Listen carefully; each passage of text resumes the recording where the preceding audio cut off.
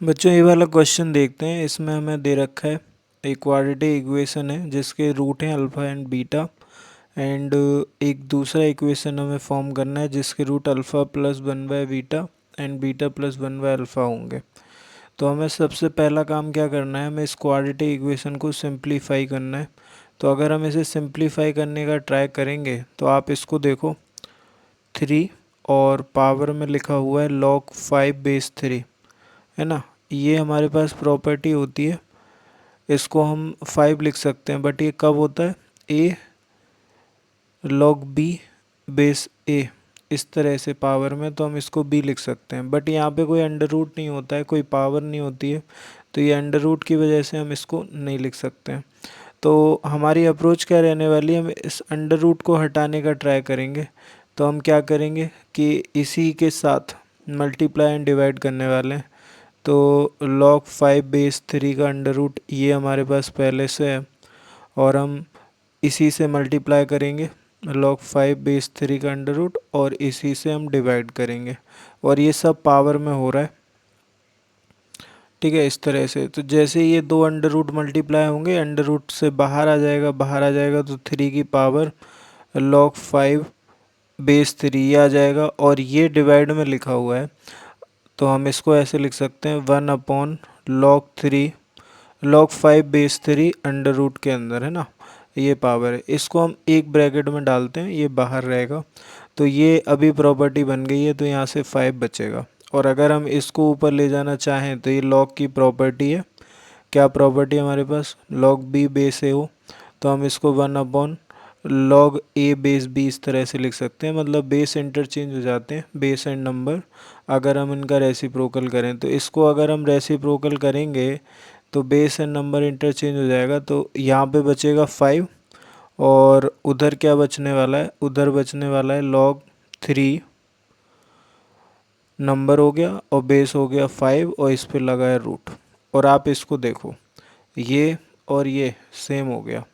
जैसे ही सेम हो गया तो हम इसको हटा सकते हैं, तो ये हट गया, है ना। अब यही सेम प्रोसेस हम इस वाले ब्रैकेट में भी करने वाले हैं, तो मैं आपको दिखाता हूँ कैसे करेंगे। और बाकी दोनों प्रॉपर्टी सेम लगेंगी, तो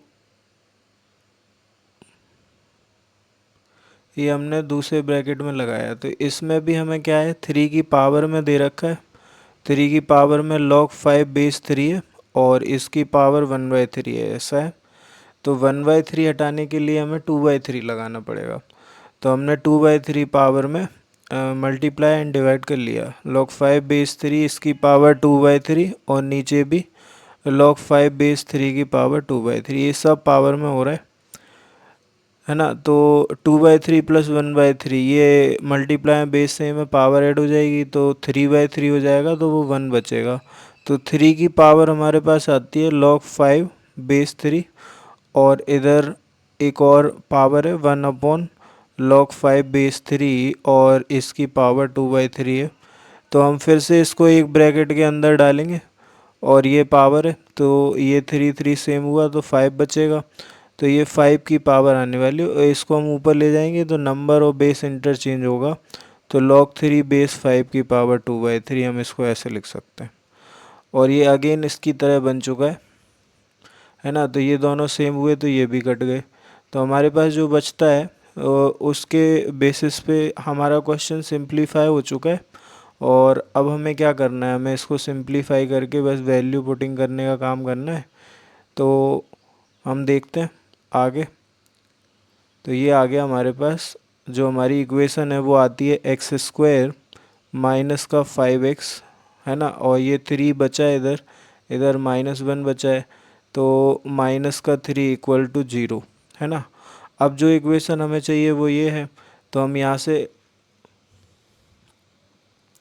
alpha plus beta, alpha into beta लिख सकते हैं। तो अल्फ़ा प्लस बीटा आ जाएगा 5 minus b/a, alpha into beta आ जाएगा c/a, तो -3।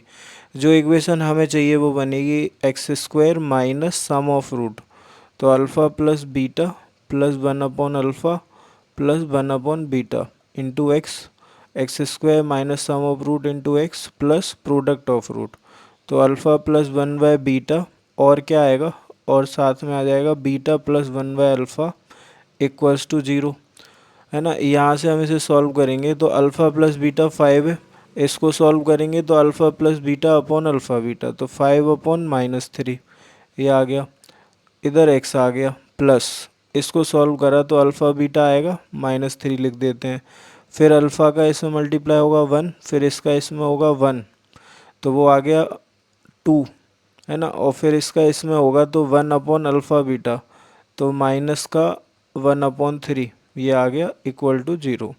इसको अगर सॉल्व करेंगे तो एक्स स्क्वायर माइनस ये माइनस इधर आ जाएगा, 3 का इधर मल्टीप्लाई होगा तो 15 - 5 10/3 आ जाएगा। एक्स आ गया, इधर -1 आ गया, -1 -1/3 हो गया -4/3, तो -4/3 इक्वल टू 0। 3 का मल्टीप्लाई करेंगे तो 3x² -10x -4 इक्वल टू 0, ये हमारी क्वाड्रेटिक बन जाएगी। तो इस क्वेश्चन का answer 3x² -10x -4 equal to 0 होगा।